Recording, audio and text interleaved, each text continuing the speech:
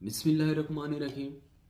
जब भी किसी गर्दन बच्चे को गर्दन तोड़ बुखार होता है और जब डॉक्टर्स लवाहिकीन को ये बताते हैं कि इसकी रीढ़ की हड्डी का पानी जो है वो निकालना पड़ेगा, तो मोस्टली पेशेंट इनकारी हो जाते हैं, क्योंकि उसकी बहुत सारी वजूहात हैं।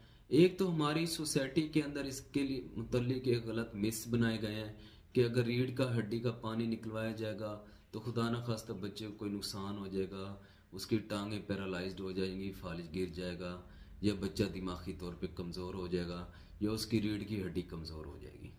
ये बातें बहुत ज़्यादा हमें सुनने को मिलती हैं। डियर पेरेंट्स, ऐसा कुछ भी नहीं है। सीएसएफ निकालने का एक फ़ायदा होता है कि आपके बच्चे की ज़िंदगी जो होती है वो सेफ हो जाती है।